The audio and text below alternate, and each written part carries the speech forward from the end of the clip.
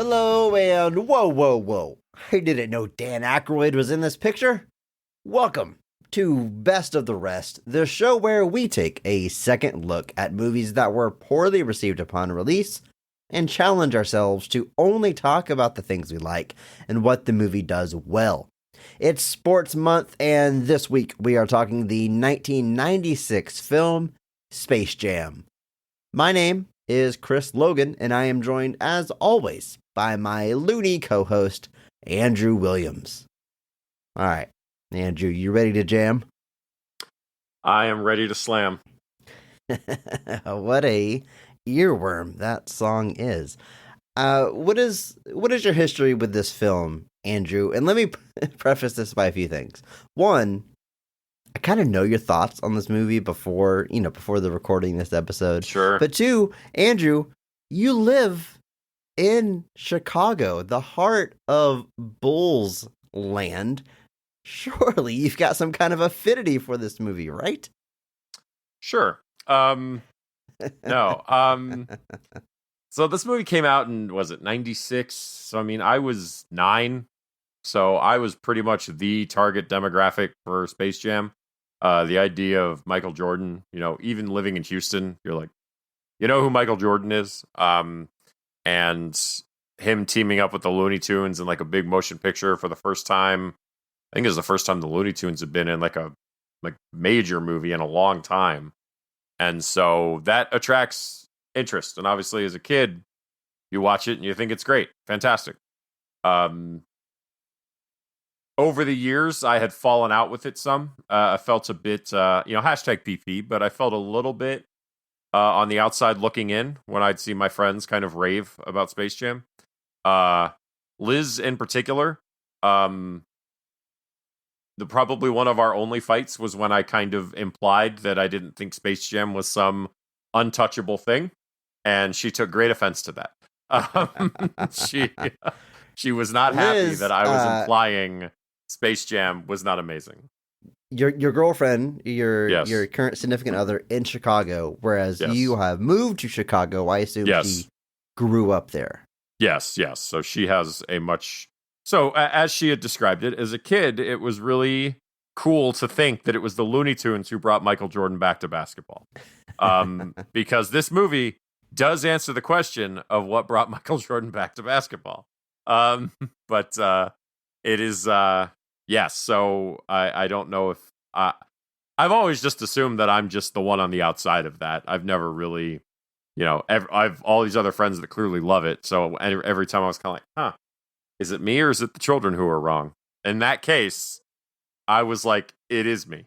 Well, what is it about this children's movie, Andrew, that you think made it hard for you to go back to? Because you still love Power Rangers. We've talked about that on our show. We talked about Mighty Ducks here recently, and that one it's kept its warm place in your heart all these years. Surf Ninjas, of all things, you're a big fan of. But what is it about Space Jam you think that made you kind of turn on it? I think part of it is that I really do love the original Mel Blanc Looney Tunes. And when I watch the Looney Tunes here versus in those, it almost feels like I'm watching two completely different sets of characters at times. So I think it is definitely a personal thing, but for me, the Looney Tunes at this point are so far removed from that genuine, edgy for the time humor that it falls flat for me, I think, in that regard. And when you're a kid, you have no understanding of that. At least I didn't. So, I fully admit that, as a kid, I'm sure I watched this and thought it was fantastic. I'm sure I also watched Batman and Robin and thought it was fantastic.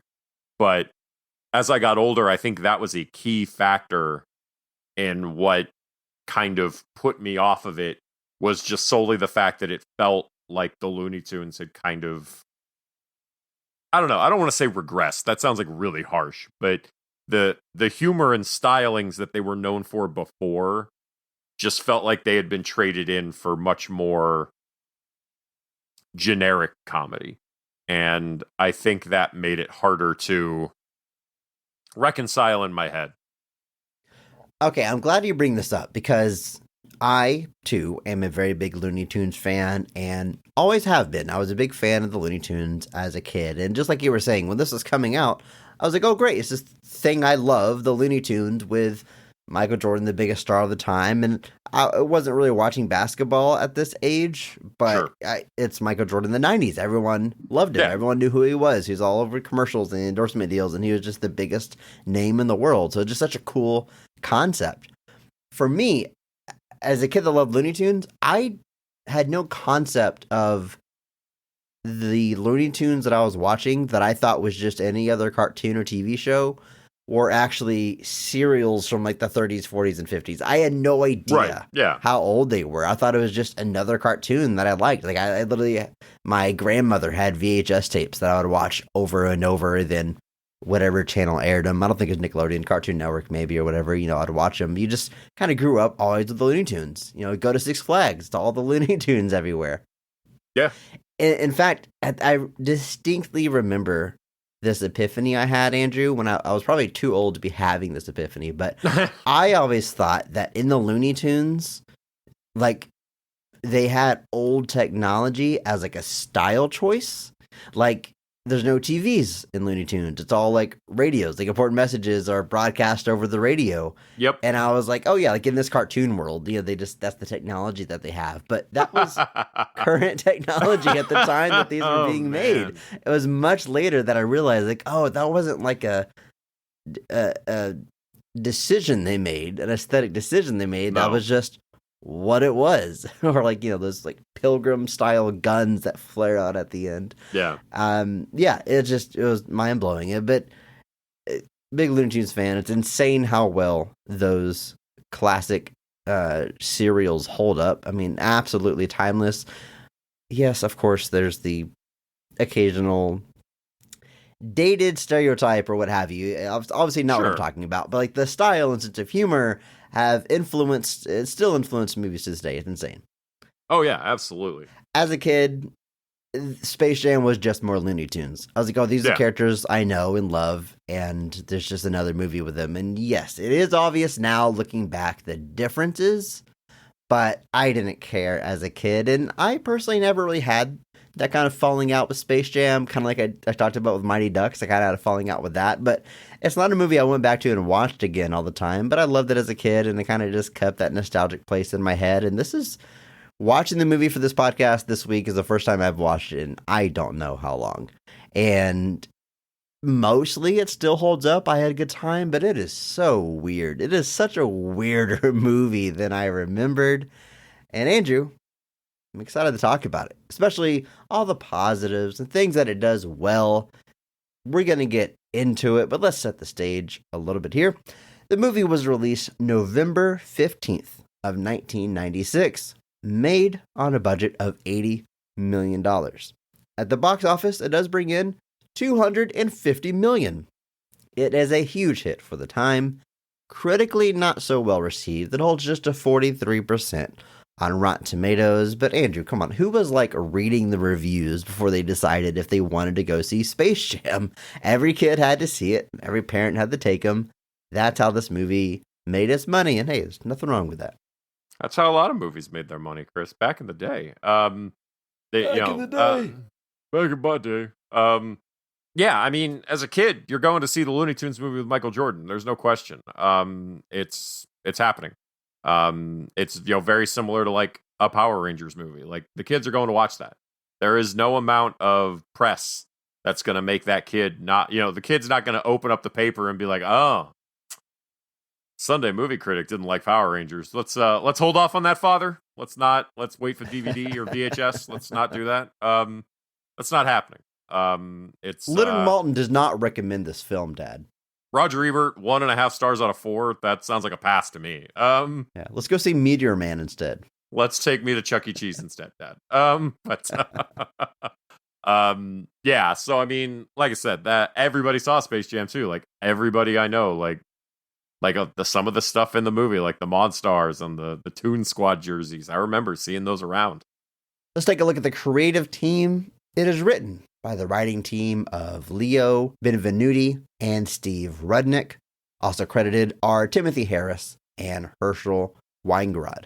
And you look through their filmographies, none of them are too deep, the filmographies, but they all have like a few standout credits, particularly in the 90s. Like Leo Benvenuti and Steve Rudnick also wrote The Santa Claus, a huge movie in the 90s. Timothy Harris and Herschel Weingrod both have credit on Kindergarten Cop. So it's like they just assembled this dream team of screenwriters that all put like they all put their screenwriter like rings up in the air and like formed this movie Captain Planet style, because it's like just the peak of that 90s family film all coming together. Yeah, I mean, just looking here, you can see that Leo and Steve did some stuff on the Cara Burnett Show, the Dennis Miller Show. They did some stuff with Tom Arnold, the ultimate 90s dad-like figure. And like you said, the Santa Claus, which was a huge hit for Disney, still going around. They just had that television show come out last Christmas with everybody reprising their roles. And then Timothy Harris and Herschel Weingrod, you can see that they do have some solo credits, but a lot of stuff in the 80s together. Stuff like Cheaper to Keeper, Trading Places, Brewster's Millions, Twins, My Stepmother is an Alien, and Kindergarten Cop. So a lot of dual credits there on some not insignificant comedies. I mean, Trading Places was a big Eddie Murphy, Dan Aykroyd hit. Brewster's Millions, a big movie. Obviously, Richard Pryor and John Candy. Obviously, Kindergarten Cop was the big Arnold Can Be Funny movie that kind of proved that there was a little bit more to him. And Twins first, and then Kindergarten Cop. And then you'll see the Twins and Kindergarten Cop were also directed by Ivan Reitman, who is also a producer on Space Jam. So there's probably some additional levels of involvement there, just previous working relationships to kind of, like you said, really bring this all together. Maybe Ivan Reitman was like the fifth ring to kind of form this movie together there. But yeah. He's hard. Like he's not always there, yeah, but sometimes he'll join in. Yeah. Just when they need him. So yeah, quite so did basically two writing teams essentially. It's four writers, which can seem kind of daunting, but it really is just like two different teams working together. Obviously, I'm guessing Leo and Steve, or one group wrote the initial script and then the other one just punched it up. But yeah, a veritable cornucopia of 90s family movie writers. And then our movie is directed by Joe Pytka. Now, mostly his credits are commercials and music videos. And it's not like one day he gets the call up to make a feature film and then has this long career in film. He kind of goes right back to commercials and music videos. The feature credits are few and far between, but very high profile in the music video game. For example, he directed the music video for The Way You Make Me Feel by Michael Jackson. Andrew, this man worked with both MJs. He did. I didn't even put that together. He had a significant working relationship with Michael Jackson. He directed not just The Way You Make Me Feel, he also directed Dirty Diana and the music video for Heal the World. And then also did the 1992 Pepsi Michael Jackson commercial. I do not know if this is the one where Michael Jackson's hair caught fire. Exactly what I was about to say. Like, I wonder if that was the end of their relationship. Because I don't imagine that there was too many Michael Jackson Pepsi commercials where that could have happened. But additionally, he did a Pepsi commercial for Madonna. He did the music video for Free as a Bird, which was kind of the Beatles reunion song released in the 90s. And like I said, his thing here lists that he directed over 80 Super Bowl commercials, which is, I mean, like I said, it's got to be a record, but my goodness. And supposedly directed the commercial for Nike called Hair Jordan, Hare, that ultimately serves as the basis for Space Jam, which I'm assuming. Why did he supposedly direct that commercial, Andrew? Because I don't know what that commercial is, and I haven't seen it. I wonder if I do, because like I remember, I knew this was inspired by a commercial. Yeah, and like in my head, I can see the commercial, but like, am I making that up? Am I thinking of a trailer for Space Jam? That's what I'm thinking of. That's why I don't trust it, and it's on Wikipedia, which. You can't just trust Wikipedia, man. Fair enough. But like you said, few and far between on the feature credits. Like I said, I'm guessing the commercial is how he gets kind of brought into this. But 4 films, 2 of which are documentaries. So he is not a guy who felt the need to stick around in the feature film world. Even though Space Jam, I can only imagine, probably would have led to further success with how successful the film was. But not seemingly too much interest. Well, Andrew, with all that being said, I think it's time that we jump into this thing and we talk about this movie, the best parts of Space Jam. You ready for this? I am.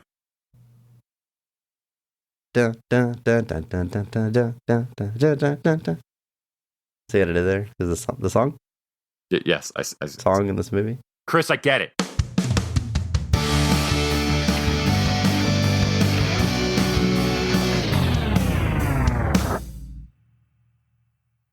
When the Looney Tunes are taken hostage by aliens and are forced to perform at their amusement park, they devise a scheme for their release and challenge their short captors to a game of basketball.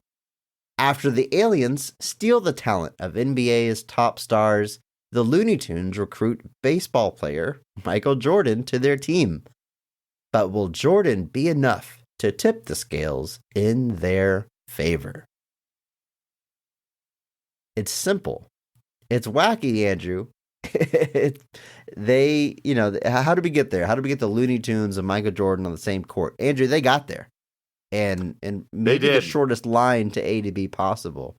Is like, don't ask questions. What is the Looney Tunes realm? How does the Looney Tunes realm have its own outer space? How do they cross over? Are they performing live every time we watch Looney Tunes? The movie cares about none of those questions. It just cares about the game of basketball.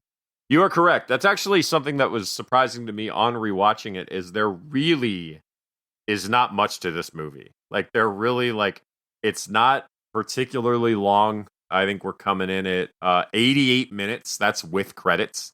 So we're looking at about a lean 80, 82 minutes of film.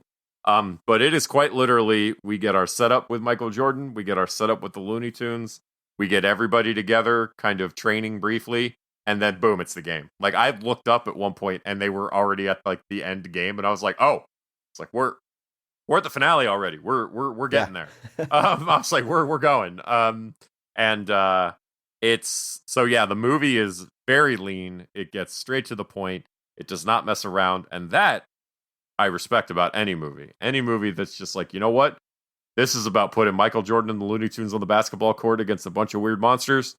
Boom, straight to it. Don't mess around. And this movie does just that. No one, fan of this movie or not, no one out there wants a Space Jam longer than 90 minutes. People that love this movie, part of the appeal is its brevity and getting to the action. It's a very long commercial. I mean, it is it's exactly what it is. It's not even like an insult. It's a big advertisement for popular things at the time. And the Looney Tunes are there. It's a heck of a thing, Andrew. We're going to talk about it, all of the best scenes. But before we do that, let's talk about this cast. And we're going to start with the high point, the best casting, best performance of the film. Every episode, we recognize one person who goes above and beyond the call of duty, that they actually elevate the quality of the entire film with their performance.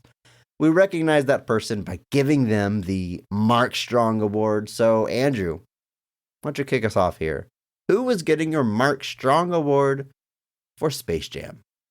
Chris, I am going to go what might be seen as a different way. I'm going to give it to one of our human performers, of which there are very limited in this film. Really not a lot. One of the top billed people in this movie is the woman who plays Michael Jordan's wife, and she is in this movie maybe 2 minutes. It is unbelievable. It's that kind of film. But I am going to be giving this to Wayne Knight for his role as Stan Podolak. I think if there's anybody in this movie from the human side, I think that understood the assignment, I think it's Wayne Knight. First off, I'm just going to lead with, I love Wayne Knight. Obviously, he's an alum of the show from our Punisher Warzone episode. To me, he's just everything I see him in. He's great. Obviously, everybody remembers his turn as Needry in Jurassic Park. I remember him from Third Rock from the Sun, a show he was on for a great many years. Obviously, a little indie hit he was on called Seinfeld. I believe I'm saying that correctly. Some people are familiar. Yeah. Either way, he is in this movie is playing Michael Jordan's handler from the owner of the baseball team he's on, and he is going to great lengths, often at comedic expense, to support Michael Jordan, to Michael Jordan's great annoyance. There are several lines that he has in this movie that have genuinely lived in my head. Anytime I pass by construction on the side of the road, I always just hear his voice going, "I'm fixing a divot." Yes. I'm so glad you shouted that out. That might be my favorite joke in this whole damn movie. When he's trying to find out where Michael Jordan went, he digs this giant hole, just in the unbelievably giant. And when the guy asks what he's doing, I'm just fixing a divot. And then the guy that asked them is totally okay with that answer, and he calls back to the other people, "He's fixing a divot." Which, why wouldn't he be? It's beautiful. Oh, it's that so is funny. beautiful. I also distinctly remember not getting that joke as a kid because I didn't know what a divot was. No. Or like why you're fixing it. And it's a very common thing on a golf course, just fixing like a hole in the ground and, keeping the field nice. Now understanding that joke, it's absolutely hilarious. It's one of those things that there was a time in my life when I didn't laugh at it, and now it's my favorite joke in the movie. So I'm so glad you shouted that There out. are so many movies that I've gone back to as an adult, and there's jokes. Well, a lot of Mel Brooks movies that happens to me. Like I watched him as a kid, and then I go back as an adult, and I'm like, oh no. But I missed this the whole time. But I also do remember his line where he basically gets all of Michael Jordan's endorsements into one statement, where he's like, "Come on, Michael, it's game time. Put on your Hanes, lace up your Nikes, grab your Wheaties and your Gatorade, and we'll pick up a Big Mac on the way to the ballpark." And I was like, and I think it was my mom actually when I was a kid that pointed out, she's like, "Oh, that's everything that he like from literally even the ballpark, like hot dogs, he did that too." I was just like, man. They really did go hard on that. But those are the kind of things. I forgot about ballpark hot dogs. Yeah, that was a thing. How much money do you think that line is worth in the movie? I don't know. That had to have got him. I don't like to think about it per product that he drops, right? I don't know. Not more than $80 million, that's for sure. But that line just paid for the movie. Yeah, pretty much. I think he's definitely understanding the assignment. I think he's very funny. He gets a chance to get on a little bit of the basketball action before very unceremoniously meeting a very cartoon-esque demise. But he's going above and beyond at pretty much every turn. Like when he's talking to the hole in the golf course, trying to get Michael to come back. Just they're all levels of insanity, and he's just selling it so well. So yes, I am giving the Mark Strong Award to Wayne Knight. Good for you, Stan. Great job. What a pick, Andrew. Wayne Knight, man, understood the assignment applies to like his entire career. Yeah, absolutely. Knew how to play the heel, play the unlikable guy, the annoying guy. I hated this guy as a kid, everything that I saw him in, because he's doing a great job. Yeah. Took me a long time to get to a point where I can appreciate what he's doing, but he is crushing it. Yeah, well, like I said, if you watch like Jurassic Park and Seinfeld back to back, you're like, this is the most annoying man in the world. Like, there is nobody I hate more than this. But then, like, on Third Rock from the Sun, he's this, like, hapless do-gooder who's just trying to do the right thing and trying to impress this alien girl that he doesn't know is an alien, and it's such a harsh like whiplash if you watch him back to back. But yeah, he's fantastic and pretty much everything he's in. I don't know that there's a single thing he's in that I've not felt that he was doing a great job with. So props to you, Wayne Knight. What a career. I do like that shot where he's like talking down into the cup, the golf cup. The divot. Well, Well, yes. I know. But where the ball goes specifically, the tin cup. Anyway, everyone knows what I'm talking about, so I'm going to move on. I like that shot because it's maybe 10 seconds, but they had to build like an entire prop to do that because they didn't actually put a camera down into the ground. And obviously, the cup in real life wouldn't be big enough that you can see Wade Knight's entire face when he comes up to talk to it. So they had to build like this giant golf cup to put the camera in to get that shot. And I don't know how much money it was, but it was money well spent because it's a very nice shot. Good job, guys. Stands out. Andrew, great pick. I love that pick for Mark Strong Award. Worthy recipient. Man, Mark Strong Award winner Wade Knight has a nice ring to it. But I gotta say, I'm giving my Mark Strong Award to someone else. And for me, there really was no question. Andrew, I'm giving my Mark Strong Award to the man. I'm giving my Mark Strong Award to Michael Jordan as Michael Jordan, who plays this character like no one else could. But the entire movie is centered around him. It only exists because of him. Everything is about him. And that alone isn't enough to get the Mark Strong Award. But dare I say, Andrew, he rises to the occasion. Now, is he a great actor? No, Andrew, he's not. I'm not going to pretend like he is. And I don't think anybody out there is arguing that Michael Jordan is a great thespian that could have crossed over and had a career in acting. Yes, Andrew? But, Chris, is he a great baseball player? Also, no. Go on. Funny you should mention that, Andrew. You talked about, somewhat jokingly, how this movie like explains how he comes back to basketball. This movie does sort of, it's a bit propaganda. It kind of rewrites history and the story of Michael Jordan's baseball years and coming back to basketball, because the truth is, he wasn't a bad baseball player. He was pretty good. Now, he wasn't the best in baseball like he was in basketball, but he had solid numbers. Like he wasn't just on the team because of his celebrity status. Now, he wasn't great. If he would have stuck with baseball, would he have made it in the majors? I don't know all that, but the story, the narrative becomes that he tried out baseball, he sucked at it, he stunk, and had to go crawling back to basketball. And that's just not how it happened.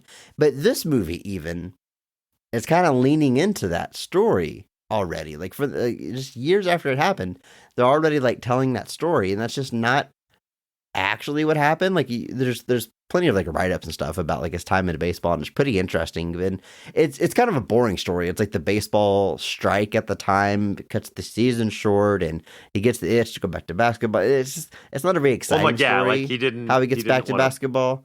He didn't want to be one of the strike players or something like that. Like it's not particularly interesting, but it is kind of, it's actually, what's interesting to me is like to watch Michael Jordan be okay with a movie that basically like rewrites his baseball career as trash. Like, yes. There's so many jokes about it. For a guy that's so much about like this elite image that he presents and this elite career as an athlete, it is odd to watch a movie that basically, like I said, for lack of a better word, reframes his baseball career as like not just bad, but like a stunning mistake. I can't believe I did this. I'm garbage at playing baseball. Like the whole joke is that he's terrible, but nobody's telling him he's terrible because they love Michael Jordan. Like it's such a weird, we're talking about kind of scenes now at this point, but just, it is such a weird thing to watch. Now, like obviously by 96, he's returned to basketball already. He returned during the 95-96 season. So this comes out during the first, I guess, full season back. He comes back and is just, it's... Wait, when does he come back? I've lost the sauce. Let's come back during the 95 season? He comes back in March 95. Yeah. He comes back in March 95. The second Houston championship. Yes, he comes back during the second Houston championship because Houston's championships come in the seasons he's not there. We would have won it anyway, damn it. You and I, at bare minimum, Houston Rockets Jordan Bulls series in 94 or 95 would have like killed. It would have been some of the best basketball ever played. Anyone outside of Houston loves to remind you that Houston only won the 2 years that Jordan wasn't there. Yes, and guys, that's just mean. And hey, we don't have to be mean, because remember, no matter where you go, there you are. Anyway, hashtag PP. I agree. But that's a lot of talking around his actual performance. Yeah. I'm giving him the Mark Strong Award. I want to say this. He's not a great actor. I've acknowledged that. But I remember him being like laughably bad in Wooden in this movie. And in particular, the beginning of this movie, the scenes before he goes to animated land, he's pretty good. When he's acting off of like other people and Larry Bird and Bill Murray and human beings that he can physically see, he's got charisma. He shows some emotion when he's with his kids and sees that his son is sad. Like he's got a little bit of range there. Like there's something there. He's not the worst athlete turned actor that I've ever seen. Whenever he is surrounded by animated characters and hilarious looking men in green suits on set, there's a very noticeable change in his performance. And man, that is tough. Even like legit trained actors will tell you it is very hard acting against nothing. So it's a huge ask of him to do it. Luckily, for the most part, when he's in animated world, he just has to play basketball and he's pretty good at that. But you know, in the world of this movie, Michael Jordan is just the biggest thing in the world, because he was at the time. Yeah. And I think that he's the pillar of this movie. It doesn't work without him. And for that reason, that he's getting my Mark Strong Award. He is the most valuable player in this movie. I think what you're bringing up is a very excellent point. Michael Jordan is the second greatest athlete in the history of sports. And when you're put in a situation like this... Andrew, you can't say second without saying who you think is number one. Number one is Wayne Gretzky. And because Wayne Gretzky dominates hockey in a way that no other player dominates the league that they are in. Is that your argument here? Yeah. How many Stanley Cups does Gretzky have? I don't know. Solid argument, Andrew. How can I come up against that? How many NBA championships does Michael Jordan have? 6, I believe. How many does Bill Russell have? I don't know, Andrew. He has 11, Chris. Well, that's pretty impressive. So my point is, if we're talking about championships alone being the only qualifier, Jordan's got some catching up to do. He better dust off those shoes. The most unreal sports stat I've ever heard in my life, and Andrew, you're going to have to kind of help me with the terminology here for hockey, because I understand the concept, but maybe not how to word it. But in hockey, your stats, you score a point, whether you make a goal or an assist. Either one gets you a point. Is that the Obviously, right word for it? you tally goals and assists, but those are combined into your total points for the season. Okay, so the stat I heard is that if you take away all of Wayne Gretzky's goals, he still has more points than any other NHL player.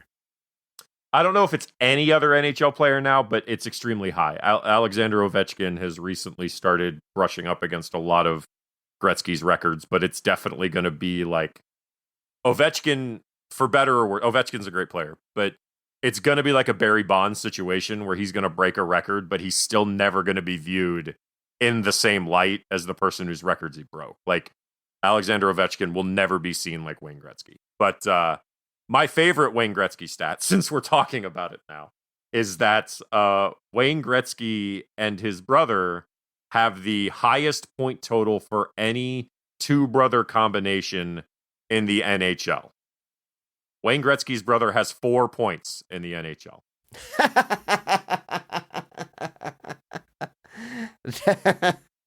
That is hilarious, Andrew. Oh man, there's you hear stories about living in a sibling shadow or family shadow, but my God, to be Wayne Gretzky's brother. But that's a stat that I would 100% own, though. I'd be like, hey, I still got the most combined points with my brother. But yeah. Anyway, back to Michael Jordan. But like, it also, I think, can get kind of lost, especially now, just how big of a deal Michael Jordan was in general. Like, nowadays, there's not really, like, LeBron is famous. I don't know that he's Michael Jordan famous. Like, I don't know that there will ever be, like, it's that weird, like, I'm not doing this in like a we had it better in the 90s kind of way, but like, superstardom now is just not the same as it was then. Because I think it was so 100%. like being famous in the 90s meant you were famous in a completely different kind of way.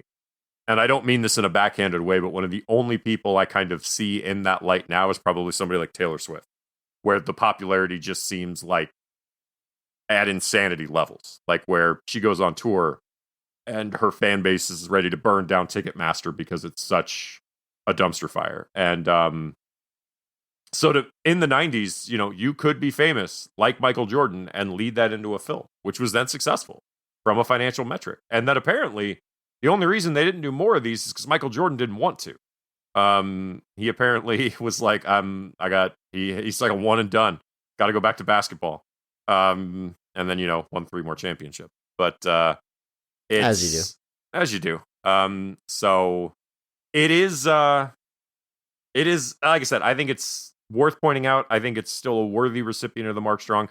Like I said, the movie doesn't work without him. He's got to anchor down all of this. He has to be the centerpiece, the backbone of a movie where he is not interacting with over half of his co-stars. Like, he is playing basketball against no one for most of this movie. That's how it is. And he still sells it. And I think he does an admirable job with that. Andrew, I had to double check these stats we're throwing out there. Wayne Gretzky, what I'm looking at is a list of players who have hit 1,000 points. And it says how many games it took him to hit that milestone. Wayne Gretzky, for number of games, it says 424 and 857 because he has over 2,000. And he's the only player to do that. Andrew, it's insane. He has 2,857 points, career points. The gentleman in second place, Jaromir Jagr. Is that how you say his name? Jagr has 1,921. He is 40 points shy of reaching Wayne Gretzky's assists. Insane. Absolutely insane. Andrew, I can't argue with this. As far as team sports, yeah, Wayne Gretzky seems to be the GOAT. I don't see anyone else close to dominating. And this, to be fair, also does not include his WHA numbers, which was a 70s rival to the NHL, which would give Wayne Gretzky 110 more points. But those numbers are withheld from both his stats and Gordie Howe's stats. If Gordie Howe's stats included his time in the WHA, he would be even higher on those lists than he already is. But the NHL does not recognize the WHA numbers as being valid. Which, man, hey, that guys, reminds me of like, don't be mean. It reminds me, speaking of Houston sports, reminds me of Warren Moon, who played a chunk of his career in the Canadian Football League and absolutely crushed it. He's one of the best quarterbacks to ever do it. But you look at the stats, and since a significant part of his career is played in a different league, they don't add up to the career totals that you would expect. But the dude was insane. Andrew, let's talk about the rest of this cast, though. Enough about sports. Let's talk about the sports movie. You mentioned Teresa Randall plays Juanita Jordan. She plays his wife. I don't know why they didn't just get his actual wife to do this. Maybe for the best. Hashtag PP. But she is an alum of the show. Also appeared in Spawn. Yep. There's not too much to talk about her performance here because it's like 2 or 3 scenes, and she's a wife and a mom. Yeah, it sells our female lead, if you even call her that, part a little short, but really it's just the movie's not about Michael Jordan and his family. It's about Michael Jordan playing cartoon basketball. It is what it is. But Teresa Randall, we raved about her back on Spawn, doing a good job here. Yeah, like I said, not a whole lot to dig into here. Not a whole. And obviously, she kind of doesn't do a whole lot. after this, but definitely, I guess the other notable thing she did is she's uh, Teresa in the Bad Boys movies. So she did recently come back for the third installment of that as well. But making the most of what she's got here, which by no fault of her own is not a whole lot. And then we have a lot of people, just like Michael Jordan, that are just playing themselves, including Bill Murray, who is just, he's just, friends with a bunch of NBA stars and he hangs out with them and plays golf. And I remember Bill Murray being in this movie. I remember Bill Murray showing up late into the basketball game at the end. That's the part that's always stuck with me. Rewatching it now, he's in it a lot more than I remember. He pops up several times throughout the movie. And to be honest with you, he's hilarious every time that he shows up. And I'm not even like Bill Murray's, I'm not even the biggest fan of Bill Murray's movies. His sense of humor and style doesn't always really click with me. But I think he's really on his game here, which is so weird in Space Jam of all things. Like he decided to show up and give it his all. But his desire to play in the NBA himself and his belief that he could actually hang with NBA players, it's funny to me throughout the entire movie. It always works. I think it's a pretty damn funny performance. I agree. Some of his lines I definitely remember. I do remember like during the finale where he's like, "Mike, I'm open," and Mike's like already going for the basket, and he's like, "Never mind." And I'm like, that always makes me laugh. But obviously, Bill Murray, a big Chicago sports guy too. He notably goes to Cubs games all the time. He was recently at the Cubs opener. Some people ran into him. And so I think that's probably his big connection here. So maybe that was part of it. Just, maybe Bill Murray gets a little starstruck by Michael Jordan. Who knows? But it is, surprisingly more than I thought. And he's routinely funny. He is never, I'm never not chuckling during his scenes. He does a great job. I love his bit at the end where he's like, Michael Jordan has returned and he's sitting next to Larry Bird, who randomly is also just hanging out in Chicago for some reason. Sure, yeah. But Larry Bird's just like, Bill Murray's like, that could have been me. And Larry Bird's like, no, we're done with that. We're finished it. You can't play. And Bill Murray's like, okay, let's go Bulls. Starts cracking up. And I'm like, oh man, so good. So yeah, Bill Murray knocking it out of the park here with what he's with. It's not a lot, but he makes the most out of all of it. There's a very pre 9/11 movie joke here where when Jordan tells Bill Murray that he can't play in the NBA, he says, "It's because I'm white, isn't it?" And I love Jordan's response though. That in and of itself is like, okay, that's like the most generic dumb joke you can make. But Jordan's like, "What do you mean? Larry's white."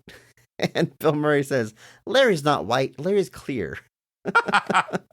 That was the exact, when I told Liz I was watching this, I came in and talked about it. That was the exact line she repeated back to me. Larry's not white. Larry's clear. It's really good. It is. Speaking of Larry, let's just talk about all these basketball players that are playing themselves. You have Charles Barkley, Muggsy Bogues, Sean Bradley, Patrick Ewing, Larry Johnson, all active NBA players, and then, of course, Larry Bird, who's retired at that point and just hanging out with Michael Jordan as a friend. But the other players get their talent stolen, and they spend most of this movie, Andrew, with no talent. It's a very sad thing. But Chris, hashtag PP, but it shows. No, I'm sorry. I think the script smartly works around the fact that they are athletes and not actors. Yes. For the most part, they're on an NBA court, they're throwing the ball around, and then they got to act like they don't know how to play basketball and can't catch, can't dribble. It's not asking too much of them, and the scenes with all of them together always work for me. Yeah, I think the camaraderie between them shows through. Muggsy Bogues, I think, definitely looks like the most relaxed of all of them, the one who kind of feels like he's kind of calm on camera. My introduction, I guess not quite my introduction to Charles Barkley. I think he was on the Rockets by this point. He left the Suns to join the Rockets, I think, for the 96-97 season. He stopped then briefly. Yeah, he was there for like a year, I think, before he retired. But he was traded to the Rockets in the 96-97 season. So the idea was that he was going to bolster up our team as in their quest for a third championship, which they unfortunately did not accomplish because Michael Jordan had to play some monsters in a basketball game, and it had to reawaken his love for the game. How dare they? But but yeah, this was my introduction to a lot of these players, but Charles Barkley was kind of the exception. And I remember being confused. I was like, why is he in a Suns jersey? And my dad was like, because my dad had to explain filmmaking to me. He had to explain that they shot this. This movie isn't live, son. We're live, pal. According to the movie, the Looney Tunes are all live. So, but yeah, so like you said, I think they very smartly go around that. Larry Bird obviously is put into a lot more situations, and I think he also is used relatively effectively. He's playing off of like Bill Murray, who's obviously could have a funny scene with a broom, and I'm sure he actually probably has. So Larry Bird is able to kind of just offer the right amount of quips for that. But yeah, they're very smartly working around all of the rest of the players and kind of giving them the best chance they can to kind of look as natural as possible. That sounded like a really diplomatic way of saying they're all terrible, but I don't mean that. They're all, like I said, but the movie is just smartly utilizing everyone's talents appropriately. Andrew, of course, as we know, this is also an animated film. It's a mix of live action and animation. I don't know if you noticed that watching it. But we have a lot of animated characters here. We have the Looney Tunes and some original animated characters made for this film, like Swackhammer, who's played by Danny DeVito. He's the leader of the aliens that are capturing our Looney Tunes to force them to perform at Moron Mountain, an amusement park, Andrew, in the animated space universe here. It's a weird thing, but Danny DeVito, he's great. Also an icon of the 90s. Perfect casting, obviously, for the design of this character. I'm sure it was designed with Danny DeVito in mind, and it's short stature, but the guy's got an iconic voice. It's perfect for this guy that's bossing these little twerps around. It's Danny DeVito. It's great. Thumbs up. Yeah, Danny DeVito's great. Greatest actor of all time. Alum of the show, obviously, from our Batman Returns episode. And yeah, he's a fantastic voice for this. Swackhammer looks just like Danny DeVito if he were the proprietor of Moron Mountain, an intergalactic amusement park in the animated space above Looney Tunes planet. Yeah, he's perfect. He does everything perfect. And it's Danny DeVito. What more can you say? Now, for our Looney Tunes, Andrew, we're going to talk about them as we talk about scenes. I don't know how to single them out. So let me just recognize everyone that is voicing Looney Tunes in this movie. You have Billy West stepping into the role of Bugs Bunny and Elmer Fudd. D. Bradley Baker is playing Daffy Duck, Tasmanian Devil, and Bull. Bob Bergen is Porky Pig, Tweety, Marvin the Martian, Barnyard Dog, Hubie, and Birdie. Bill Farmer is Sylvester, Yosemite Sam, and Foghorn Leghorn. Maurice LaMarche is Pepe Le Pew. June Foray is Granny. Kath Soucie is our new Looney Tune, Lola Bunny. Wikipedia makes it a point to point out that Paul Julian plays the Roadrunner through archive recordings. Doesn't get credit, though, but apparently those meeps that you hear are genuine. The genuine article, Andrew. Which is pretty cool, I think. I think it's very similar to what they did in the Peanuts movie that came out a few years ago, which is wonderful, by the way. It's so good. I feel like it flew under the radar. No one talks about absolutely. it. Absolutely. It made a lot of money. People saw it. They just didn't talk about it. But I didn't see it until years later. But I agree. The animation is gorgeous. I love the Peanuts. Really good movie. But what that movie did was used archive recordings of Bill Melendez as Snoopy in Woodstock. So what you got was the original Snoopy in Woodstock from that's cool. all of the previous, Peanuts cartoons there had been, and they were there. And I think it's a weird thing because I feel like somebody else obviously could imitate that, but there's something about having the genuine article that is cool. So Paul Julian getting to come in, pretty much the only thing he ever did was the Roadrunner. That's the only voice he ever did. And he passed away September 95. So I don't imagine he was in much of a place by the time he was able to record dialogue for Space Jam. I do want to shout out June Foray, though, because she is a legendary voice actress.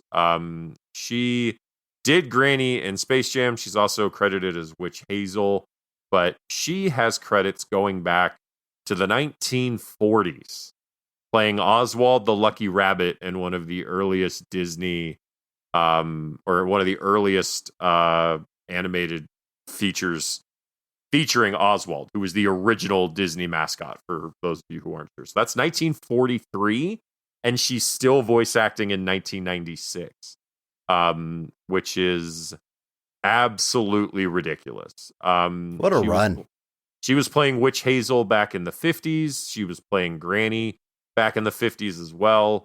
I believe she was also Rocky from Rocky and Bullwinkle, and Natasha. So apparently was also Cindy Lou Who. Just, you're looking at an absolutely legendary career. And the fact that she, albeit briefly, Granny does get to be part of the final game, sort of. So I just think it was very cool that June Foray got to come in and be a part of this.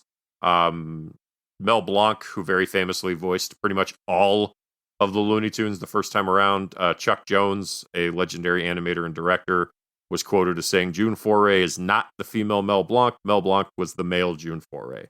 Which is about as high a praise as you can get. So, but I do want to shout out Billy West here. Obviously, Billy West is another, I mean, all of these people in various ways are legends of voice acting. But Billy West having to lead this as Bugs Bunny, something he did off and on for the next 10 years or so after this. He's essentially the co-star of this movie with Michael Jordan in a lot of ways. Bugs Bunny, I think, is second billed after Michael Jordan. So that's a legendary voice. Obviously, Mel Blanc doing the original there. And that's not got to be easy to step into that and kind of have to try to inhabit that. I certainly wouldn't want to. White gloves. Step into those white gloves, man. But I think he's up to the task. I think it's a good shout out because I like Billy West a lot, and like I said, legendary, just tons of high profile credits. But I always feel like I can always hear Billy West in his characters. Like you think of like Fry from Futurama, like that's kind of what people envision as Billy West. Like the red M&M, like that sounds like Billy West. Even like Doug Funny, I can hear Fry when I listen to Doug Funny. Like we know it's the same character. You know, it's the same actor. You can hear him. But I really lose him in Bugs Bunny. And I just hear Bugs Bunny, which is pretty insane. I mean, I'm in awe of what these voice actors can do. But in particular, like stepping into a character created by someone else and really making that seamless, like I said, tall task.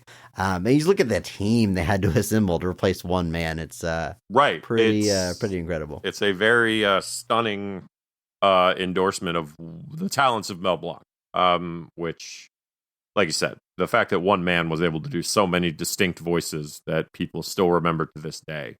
And it's funny to think that there's people now that make whole careers off of imitating people who have died, in ways that we don't really think about. Because Mel Blanc's dead, but there's people who literally make a living voicing characters that he inhabited for many years, and it's got to be a weird thing to think about. Well, Andrew, that being said, it's time that we jump into this movie and talk about our favorite scenes of the film, starting with the high point, the best scene of the film, or at least our personal favorite. So, Andrew, in your opinion, when is this movie just firing on all cylinders? What is your favorite scene in Space Jam? This is a little wild, but I think I have to go with the scene where Jordan is sucked into Animation Land, just because it's the whole golf scene leading up to this, and I think this scene is really, really funny.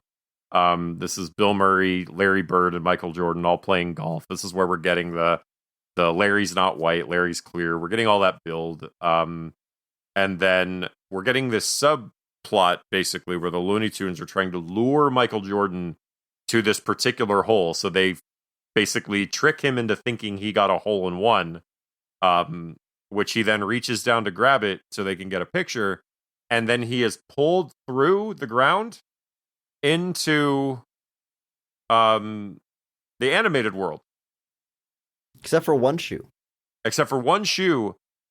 And then Larry Bird and Bill Murray are seemingly unfazed by this.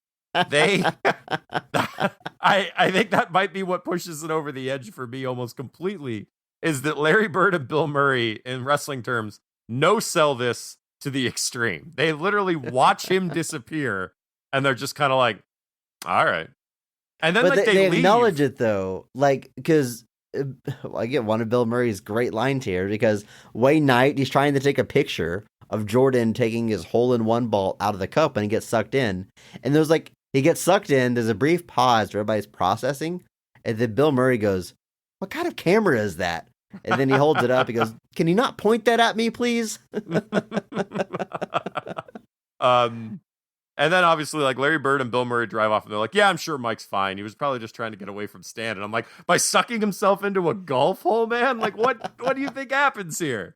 And then this leads to Wayne Knight's obsession with digging out this golf hole to find out where Michael Jordan went.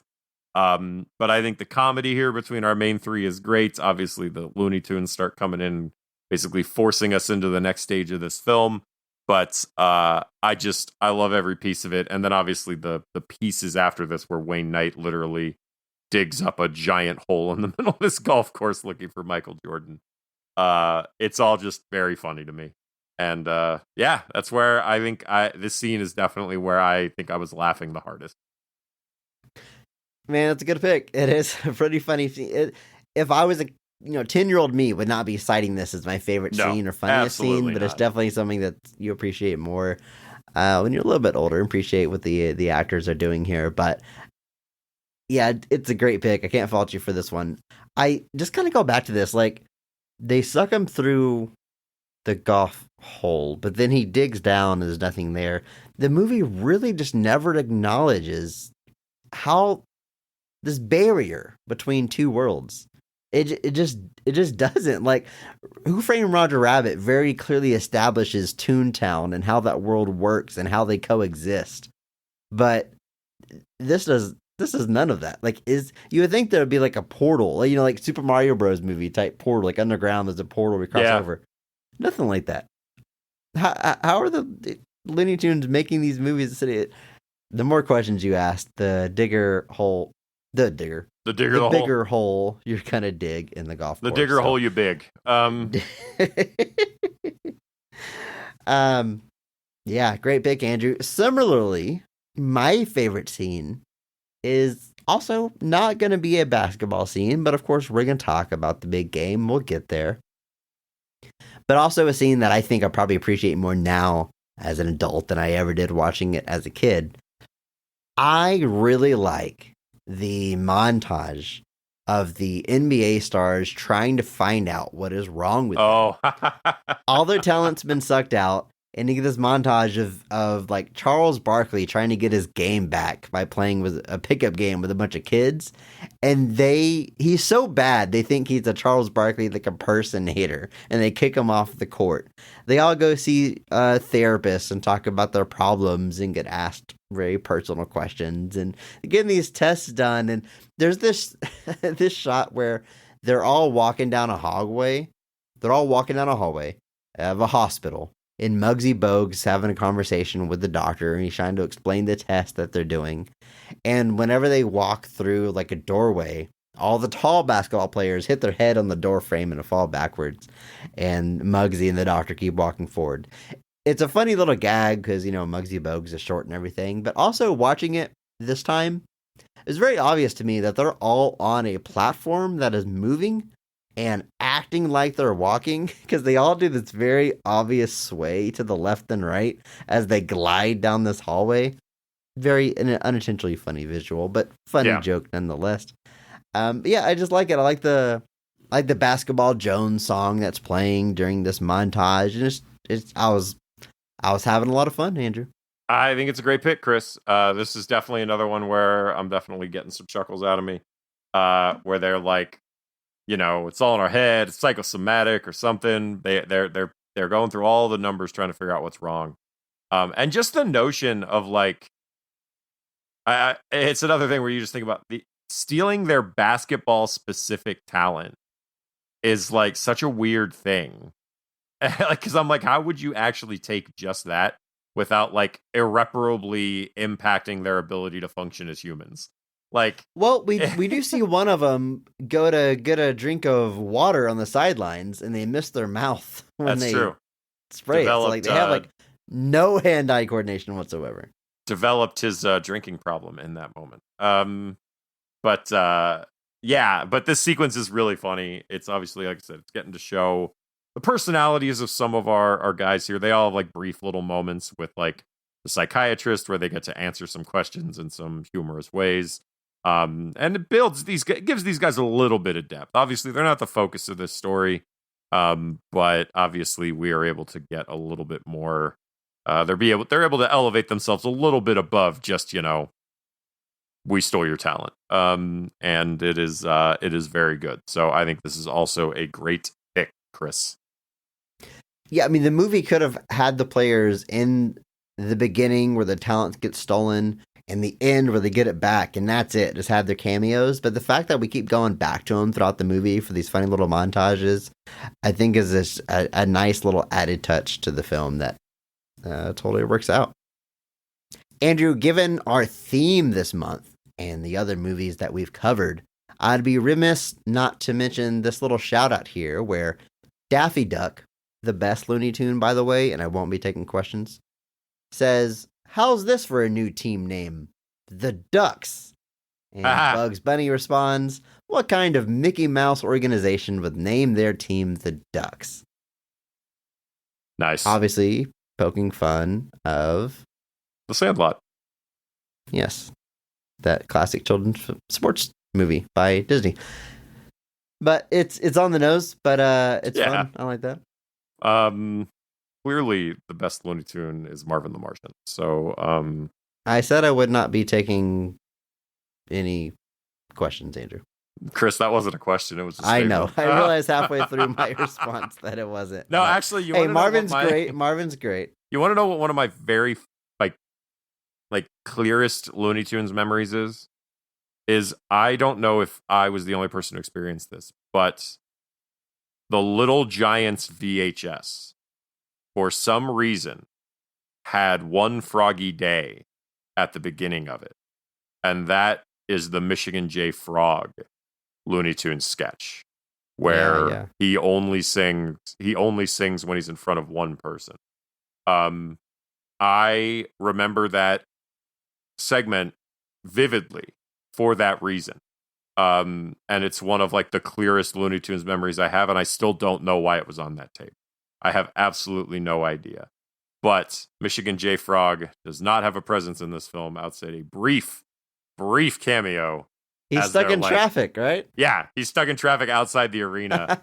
Like he's literally like dancing on the back of the car, which goes against every single principle of the character because nobody's supposed to watch him do it.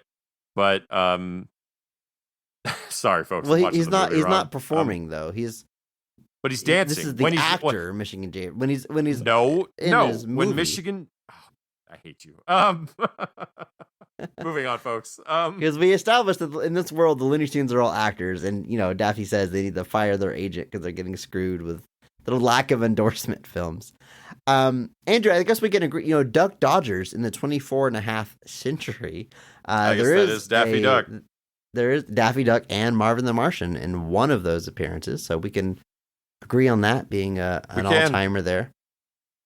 Dude, one of my favorite Looney Tunes gags. Let's just talk about Looney Tunes the rest of this episode. All right, cool. It's in a Duck Dodgers episode when he pulls out his incinerating gun and he pulls it out and he aims it at him and he pulls the trigger and the gun turns to dust and he goes, "What do you know?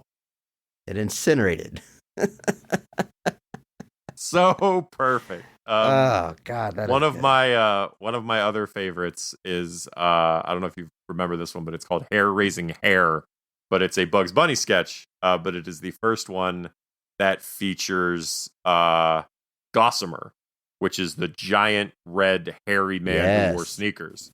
And as I always thought it was a red tooth, is what I've always referred to him as. Because he kind of looks like that. But as a giant hairy redheaded person that wears sneakers, I've always closely identified with Gossamer.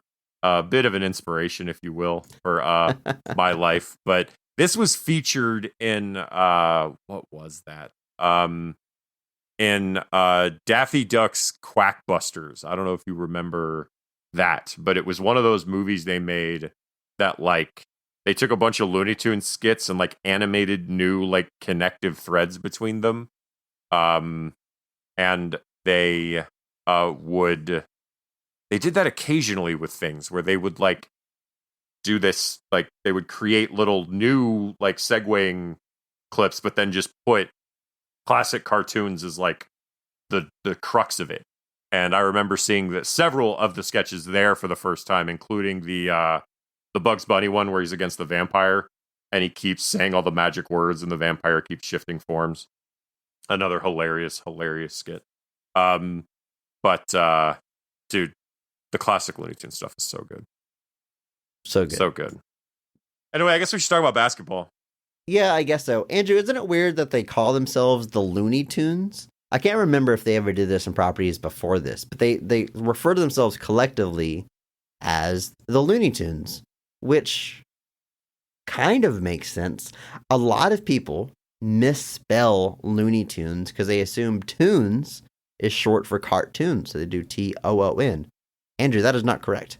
It is Looney Tunes, Tunes, because, history lesson for everybody, originally, these animated shorts were made to showcase the studio's symphonies and orchestras, and Disney was basically the first to the punch.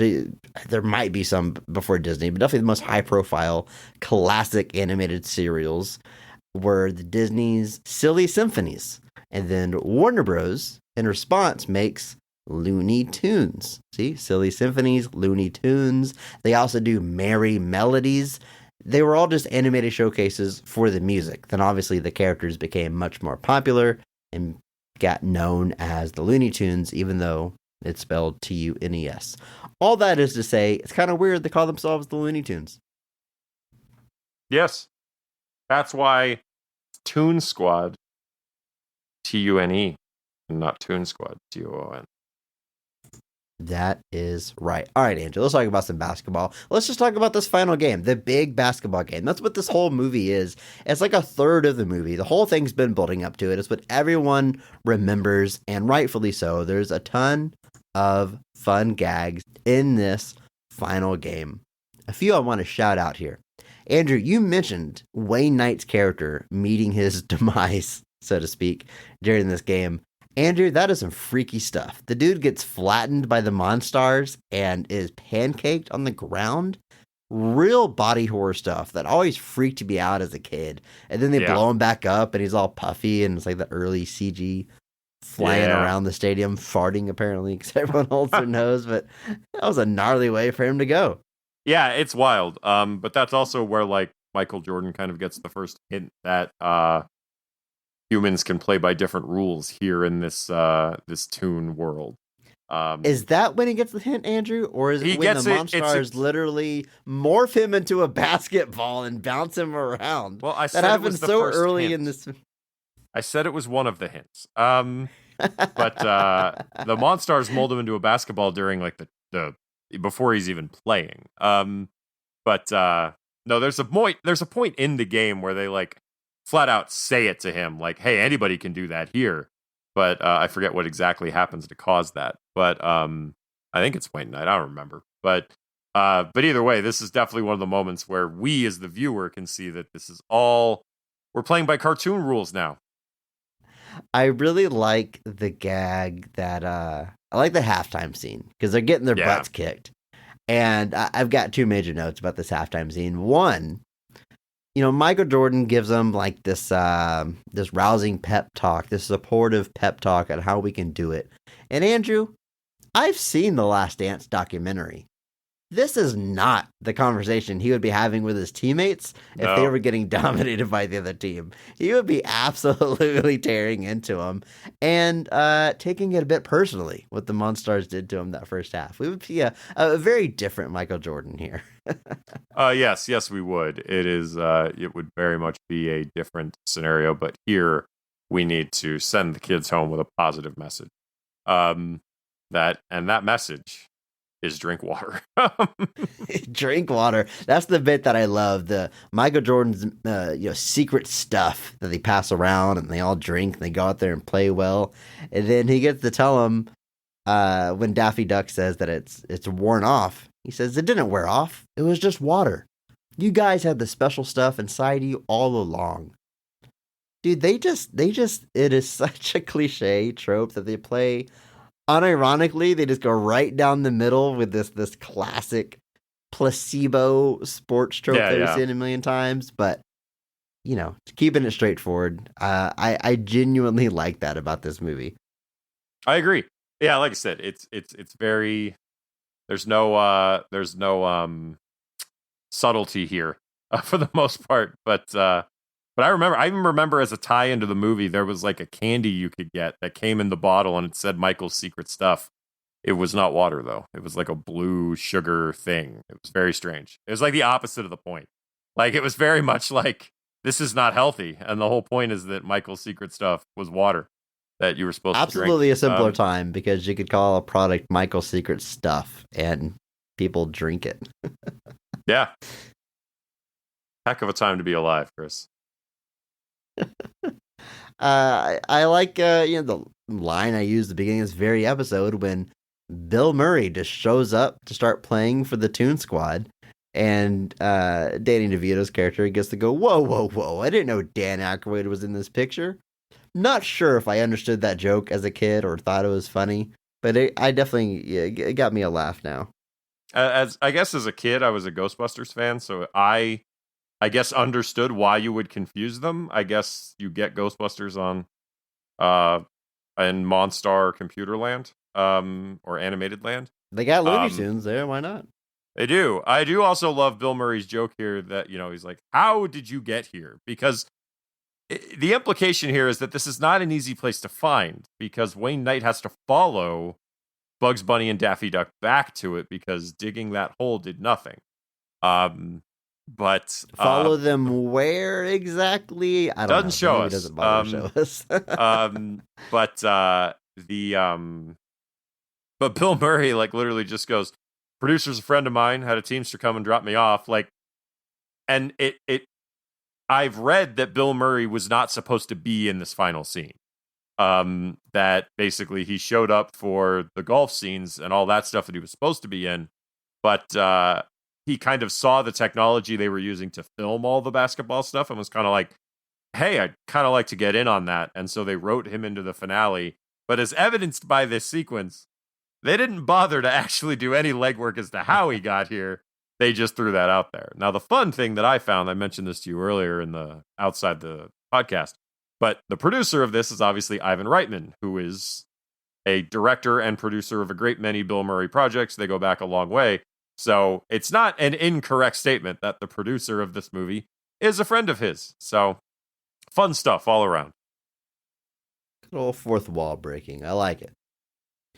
Andrew, there is, speaking of gags I certainly did not get as a kid, there's a Pulp Fiction reference. There is. This game. My goodness.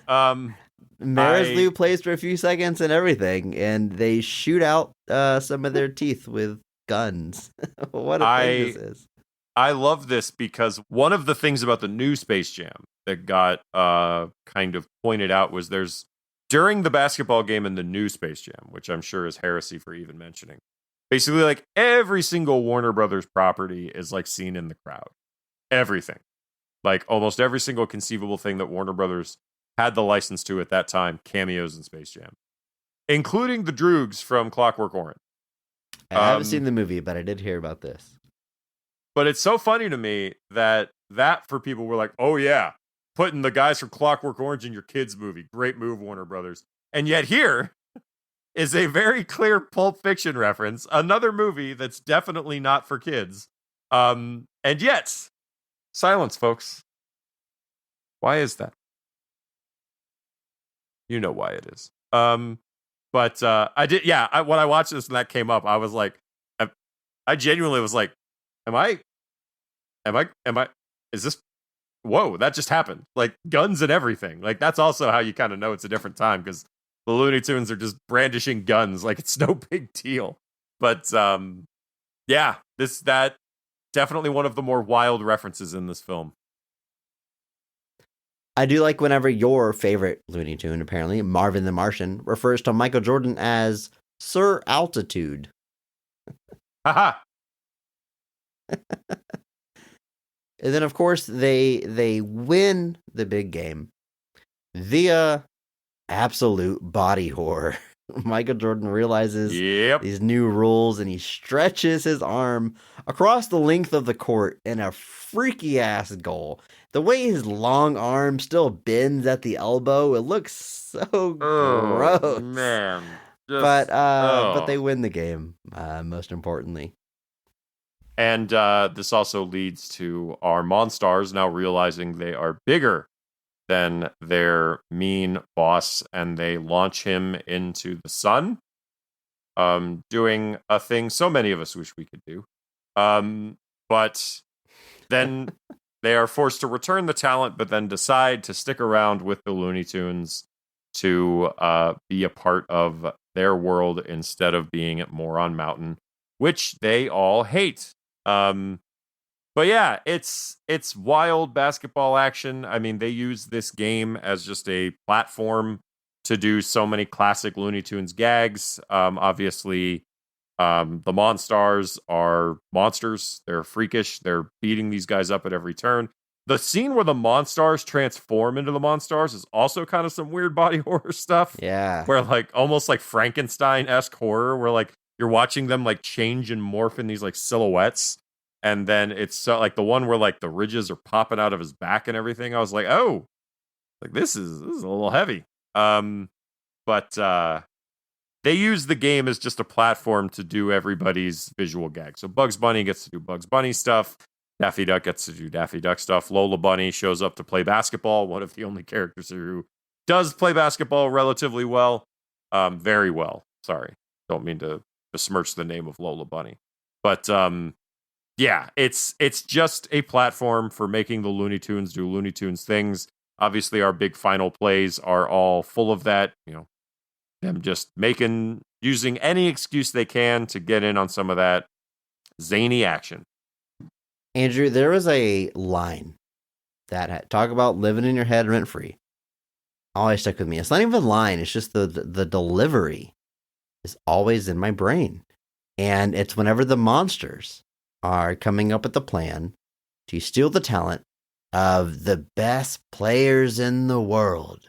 And one of them goes, the best.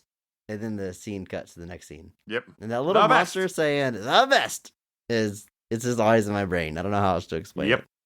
I completely get it. There are a great many lines of this movie that live in my head that I didn't realize are just there all the time because I watched this movie a lot as a kid. So even going back to it, there were things I didn't remember, but there are so many things that just live in my head. I want to shout this out before we get out of here. The Looney Tunes to challenge the monsters to this basketball game to get released. Andrew, they pull off what I can only describe as a reverse Air Bud. Famously, the movie Air Bud. The dog can play basketball because there's nothing in the rules that says a dog can't play basketball. But here, the Looney Tunes produce a rule book for capturing Looney Tunes, and it is a rule that you have to play them in a game of basketball. And if they win, they get released. They present a rule book, and because it is a rule, the monsters have to go through with this insanely contrived plot to play a basketball game. Reverse Air Bud, everybody. Yep. I love that the whole reason they challenge them to basketball is because they're so small. My very next note after Reverse Air Bud is the logic of choosing basketball is sound. They think of all these things they can challenge them to, and like, wait a minute, they're short. Basketball. You could challenge them to a lot of things with them being short. But like what, Andrew? What makes more sense than basketball? Long jump. You don't know how long a flea, Andrew, jumps a million times its body length. Size doesn't equate not being able to jump long. And they're a millimeter wide, so they jump a foot. Well, I didn't think of it that way, Andrew. Andrew, get out of here with your facts and your statement. No, I mean that's watching the movie wrong, folks. Don't think about it too hard. It is they're here to play basketball. That's what they're doing. It was actually funny. Chuck Jones, like I said, a legendary animation director of his time, apparently was not a huge fan of this movie. One of his biggest criticisms apparently was simply that Bugs Bunny would not have sought help for this. He would have done it himself. Dude, that's amazing. Because you touched on it a bit in the beginning of this episode. Like the Looney Tunes here, the style and sense of humor, it's just different. The classic Looney Tunes, which probably don't recognize as a kid. Like as an adult, you're like, fourth wall breaking like this wasn't really a Looney Tunes thing. And some of like the close-ups and details and stuff are almost like a little bit too gross for Looney Tunes, or a little more Ren and Stimpy than Looney Tunes. It's just off. There's a lot of things that you can touch on and maybe complain about, but the fact that he's zeroing in on like the motivations of Bugs Bunny as his big complaint is extremely funny. It is. I was genuinely, I'm like, I would have never considered that, but I'm sure, like, because you think about any classic Bugs Bunny cartoon, he solves the problem himself. He never goes and gets help. So that's his problem. He was thinking about it. He was viewing it then the way that I view it now. But I think there's room for everything, though, at the end of the day. Andrew, you, after revisiting Space Jam, after an entire adulthood of not singing this movie's praises, how was this most recent viewing with your hashtag positivity podcast mindset? Did you at least get to recapture some of that childhood nostalgia and joy for this film? I don't know that I'd go that far, but I found watching it to be an enjoyable enough experience. Hashtag PP? There was more humor that actually I thought was funny than I remembered. There were obviously still some things that still stood out to me, but it's a movie that, again, I had a good time revisiting it. Couldn't say the next time I'd do that again, but for this experience, I have to say it was overall a thumbs up.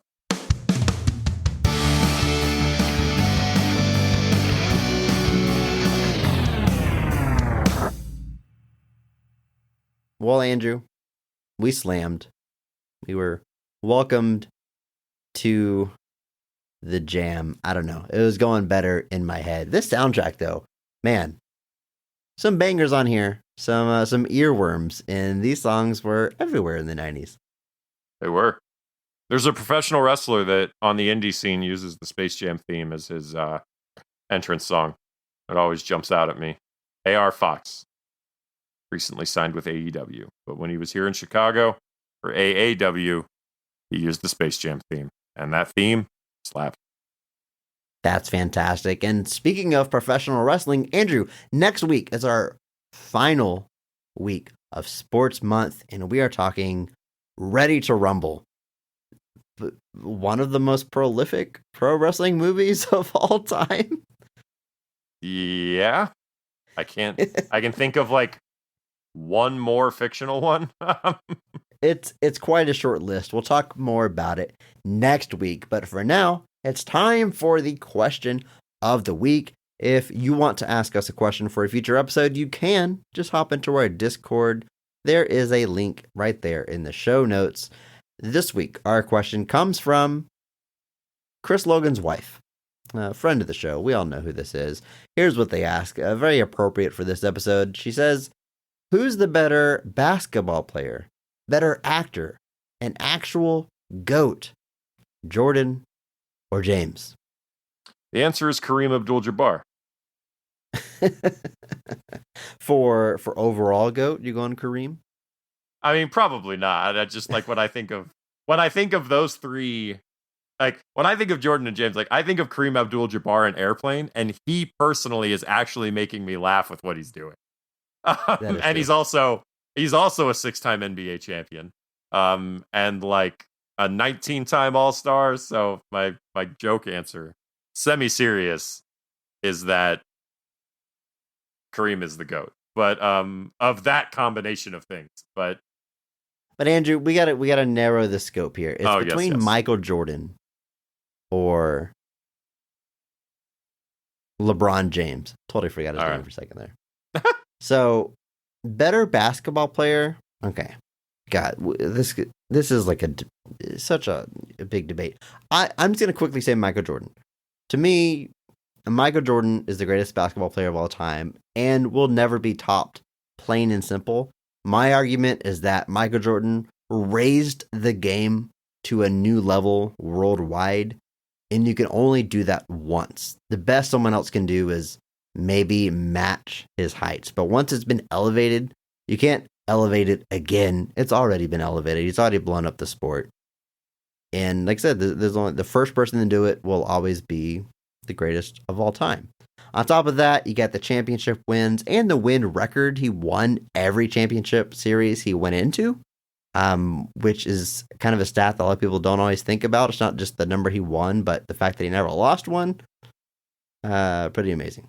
So, so at least for basketball, I'm going Jordan. Yeah, I think basketball it's one of those questions where, like, there's people that are like, Jordan without Pippen doesn't win anything. Like, if you look at his career with the Wizards, then he did the final comeback, stuff like that. Like, he was doing great, but it still wasn't enough to elevate the team. Like, you can use any number of metrics you want, and but your gut is Jordan at bare minimum for just the legacy that he created around the sport of basketball, which, he elevated it at that time, and previous people had elevated it before. But he took it to the next level in a time where, television and media was really taking on a new life. And he was the face of that in a big way. You can't really deny that. And then, of course, we have the second part of the question of a better actor. Andrew, I got to go LeBron James here. Pretty easily, actually. I mean, look, Michael Jordan's my Mark Strong Award winner for Space Jam, but I told you, he's not a great traditional actor. And is LeBron James a great actor? Well, I don't know. But I've seen him in a few bit parts, and I think he absolutely kills it every time he shows up. Trainwreck comes to mind. He's got a pretty extended cameo there that is absolutely hilarious. And he's very charismatic. He fits in naturally to the scene. And I know, obviously, he has his own Space Jam movie that I personally haven't seen. And there's that House Party movie coming out or about to come out where he seems to feature pretty prominently in cameos. Looks like he has a good sense of humor about himself, but acting portion of this question, I'm going LeBron James. I would be inclined to agree. Also because Jordan just hasn't done that much acting. Space Jam is pretty much our only window into Jordan kind of acting. Whereas LeBron has kind of teed himself up for several kind of comedic moments. And, I gotta say, I don't think I disagree with you there. Now, actual GOAT.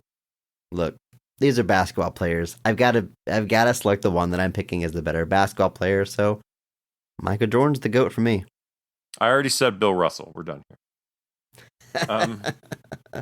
Final answer. Lock it in.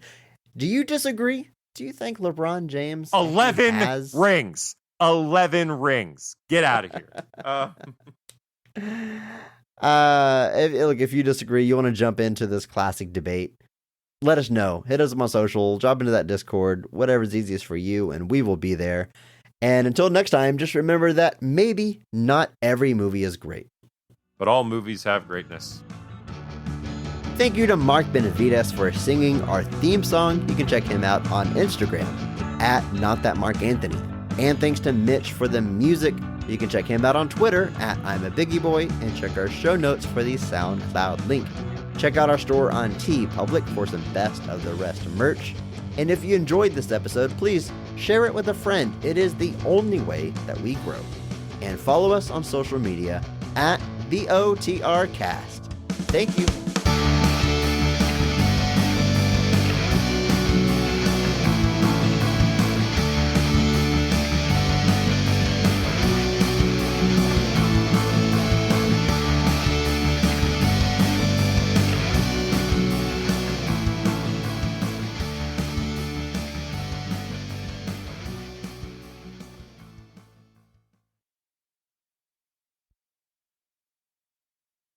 And challenge their short captors. Their short captors. How do you spell captor? I just spelled it as capture. Is that the same? Captor, or is no. Captor, T-O-R? T-O-R, yes. Their short captors to a game of basketball.